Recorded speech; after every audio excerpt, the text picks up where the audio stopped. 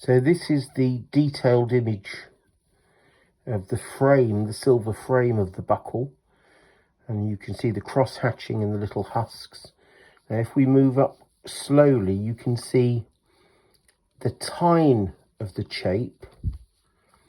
And it's difficult in bright light, but can you see that it has a slightly grey, slightly yellow hue to it? And there, of course, is the steel part of the chape.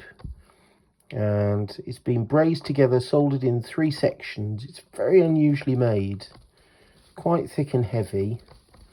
But when you get it, if I contrast it against the silver, you can see there is a yellowness to it, which is typical of Pak Tong. Not obvious if you don't have a piece of silver to compare it with. Now we'll have a look at the marks, which are struck on the back.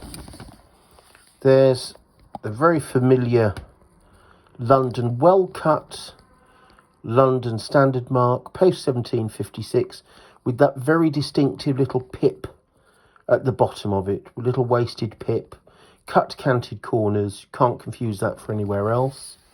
And then the thing I really want to show you, just in case you've got anything with a similar mark, this superbly cut maker's mark, which is a Gothic DS.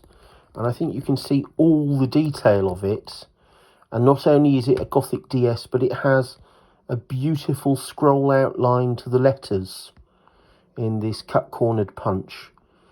Possibly Daniel Skinner, but as I say, he would have had to have lived to a very ripe old age indeed, and still have been active as a working goldsmith. But an interesting mark, not one I've seen before, and possibly, or I would say almost certainly, recorded in the Lost Register, the Small Workers Register for 1739 to 58.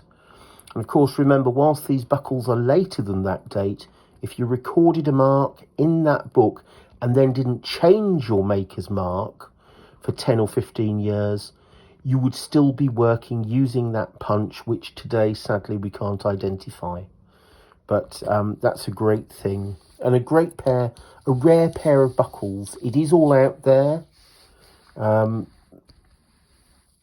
Keep looking and never say never in this business, because there is always, I think that's in the right light, you can see, whilst it is just a silvery metal, that is clearly that sort of yellowy greyish colour of Pak Tong.